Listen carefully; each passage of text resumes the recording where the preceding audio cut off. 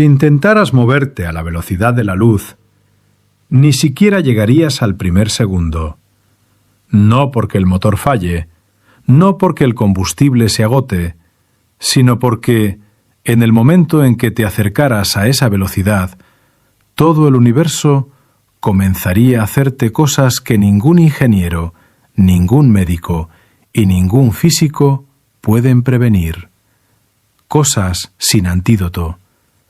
Cosas que la ciencia predice con aterradora precisión.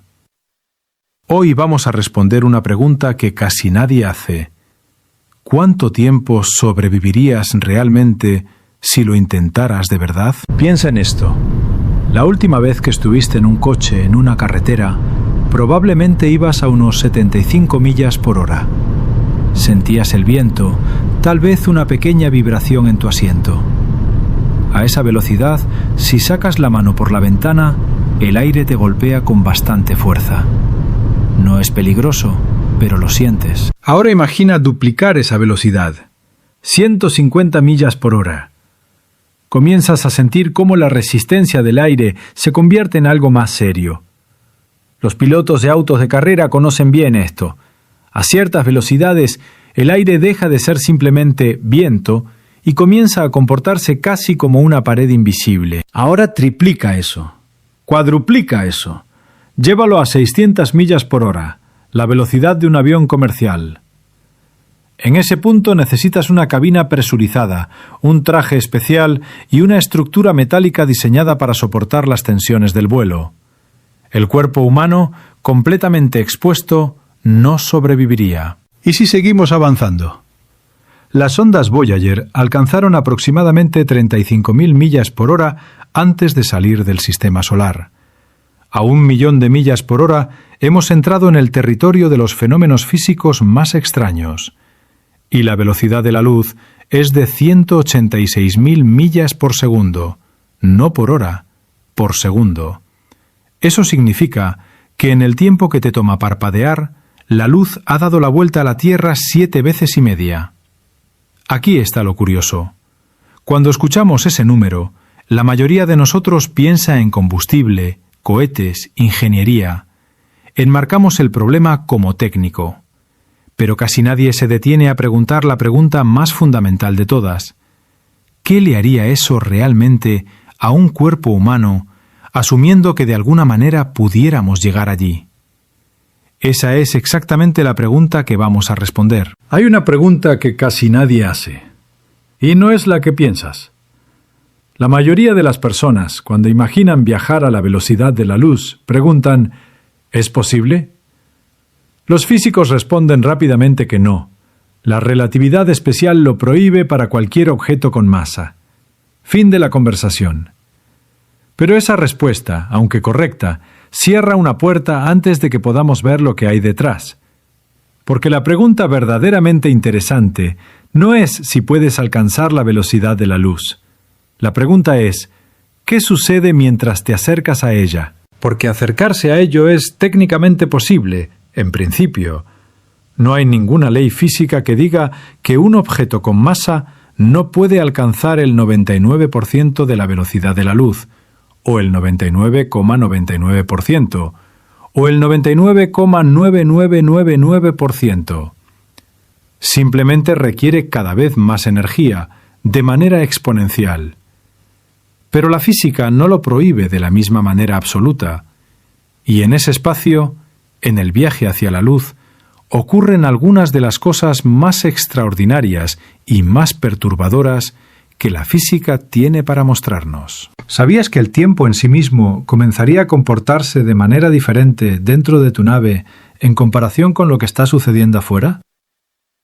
¿Sabías que las estrellas frente a ti comenzarían a agruparse visualmente en un punto cada vez más pequeño y azulado, mientras que el universo detrás de ti se oscurecía hacia el rojo? ¿Sabías que la radiación de fondo cósmica, esa tenue energía que llena todo el universo, se convertiría para ti en una mortal lluvia de rayos gamma? Nadie te habla de eso. Te hablan del límite, pero no del camino hacia el límite. Y en ese camino hay suficiente física para cambiar completamente la forma en que ves el universo. Así que supongamos, por el bien del experimento, que tienes una nave hipotética capaz de acelerarte indefinidamente. Supongamos que el problema de la energía está resuelto. La pregunta entonces se convierte en pura física. ¿Qué le sucede a un ser humano al acercarse a la velocidad de la luz? Comencemos con lo que la física nos dice en términos básicos. En 1905, un joven físico publicó un conjunto de ideas que cambiarían permanentemente la forma en que la humanidad entiende el espacio y el tiempo. La teoría que surgió de ese trabajo se llama relatividad especial y tiene dos postulados centrales. El primero, las leyes de la física son las mismas para todos los observadores que se mueven a velocidad constante. El segundo, la velocidad de la luz en el vacío es siempre la misma, sin importar quién la mida o cómo se esté moviendo el observador. Ese segundo postulado suena inocente, pero sus consecuencias son devastadoras para nuestra intuición cotidiana. Porque si la velocidad de la luz es siempre constante, entonces otras cosas tienen que ceder. Y lo que cede, resultó ser, es el espacio y el tiempo mismos. Dos fenómenos emergen directamente de esto. El primero se llama dilatación del tiempo. Cuando te mueves a velocidades cercanas a la de la luz, el tiempo a tu alrededor pasa más lentamente, en comparación con alguien en reposo. No es una ilusión, no es un efecto óptico. El tiempo realmente fluye más lentamente para ti. El segundo se llama contracción de longitud. Los objetos que se mueven a velocidades relativistas se contraen a lo largo de la dirección de su movimiento, desde la perspectiva de un observador en reposo. Ambos efectos son diminutos a velocidades cotidianas. Si vuelas en un avión, la dilatación del tiempo es real, pero tan pequeña que necesitarías un reloj atómico para detectarla. Pero cuando te acercas al 10%, 50%, 90% de la velocidad de la luz, estos efectos se vuelven dramáticos. A 87% de la velocidad de la luz, tu tiempo transcurre a la mitad de la tasa de alguien en reposo. A 99%, tu tiempo transcurre aproximadamente 7 veces más lento. A 99.9%, 22 veces más lento. A 99.99999%, 1000 veces más lento. Eso significa que si viajaras a esa velocidad durante lo que te parecería un año, habrían pasado 1000 años en el exterior. Hasta este punto, todo suena casi maravilloso, como una forma de saltar a través del tiempo, como un superpoder. Pero aquí viene el problema. El problema es que el universo no es un espacio vacío esperando pacientemente a que lo atravieses. El espacio interestelar, aunque parece vacío, no lo es. Está lleno de partículas, gas hidrógeno, polvo cósmico, protones libres, partículas de alta energía. En condiciones normales, a bajas velocidades, estas partículas simplemente no son un problema. Tu nave pasa a través de ellas sin dificultad. Pero cuando te acercas a la velocidad de la luz, algo inquietante le sucede a esas partículas inofensivas. Desde tu marco de referencia estás en reposo y el universo se apresura hacia ti a casi la velocidad de la luz.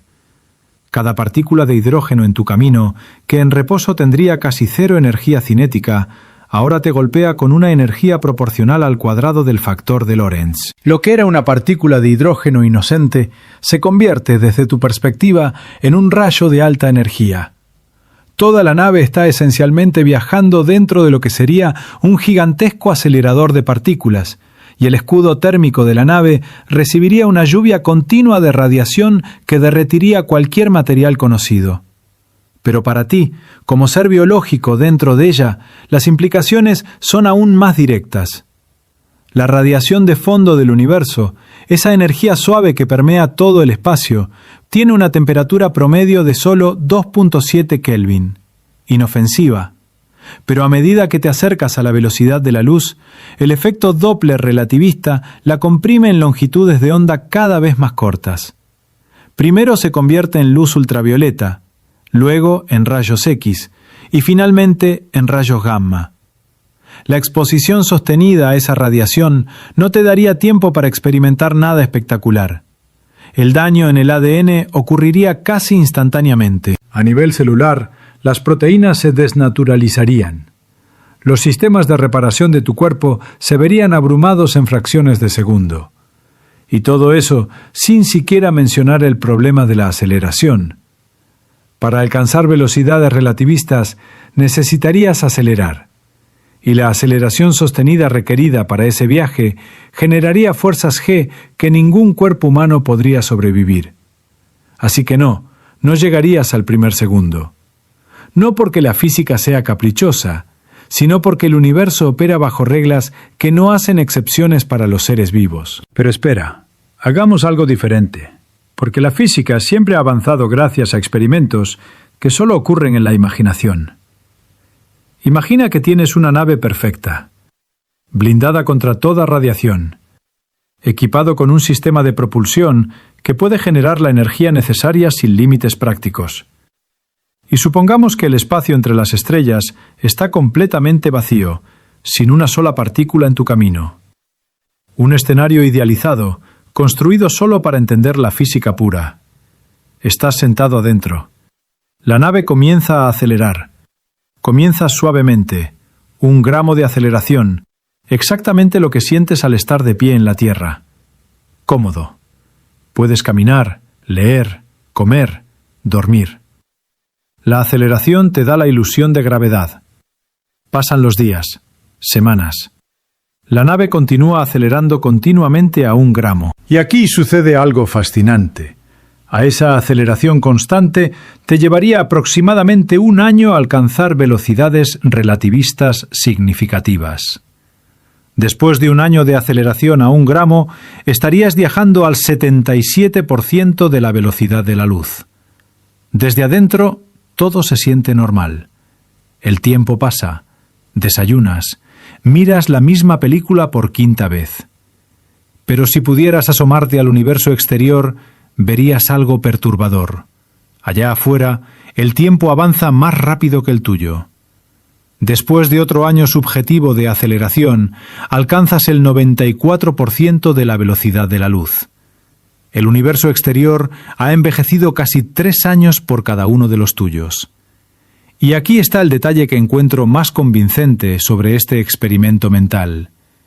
Para seguir acelerando a 1 gramo, la energía requerida se duplica, luego se cuadruplica y luego se vuelve casi infinita.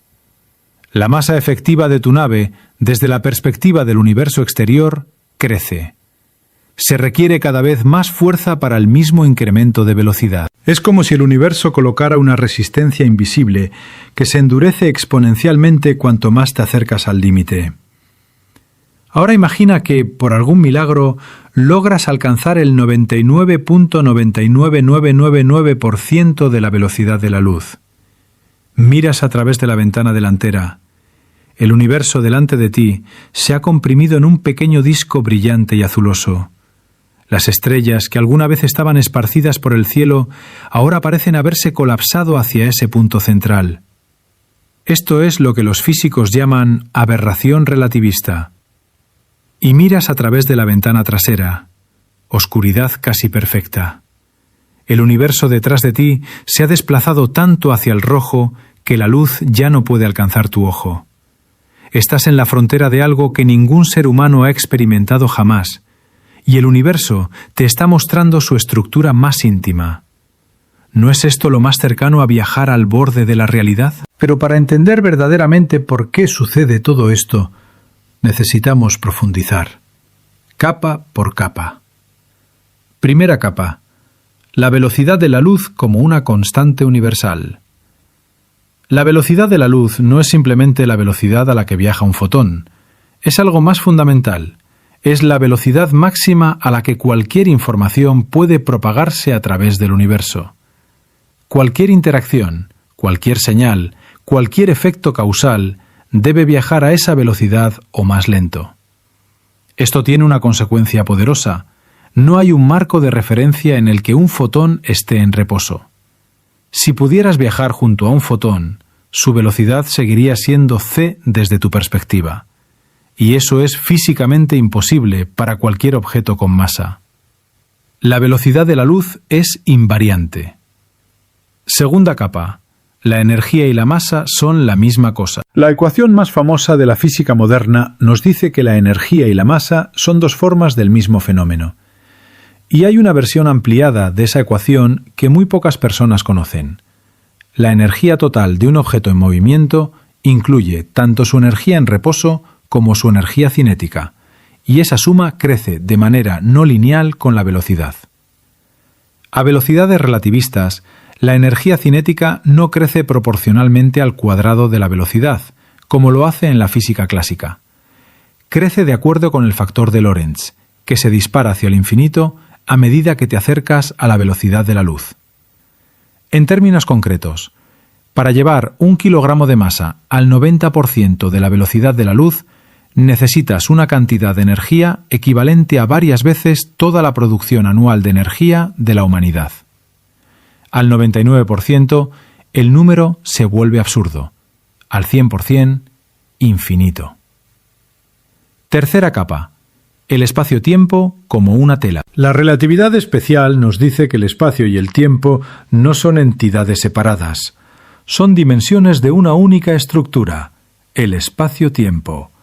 Y cuando te mueves a través del espacio, tu movimiento afecta cómo cortas esa tela de 4 dimensiones.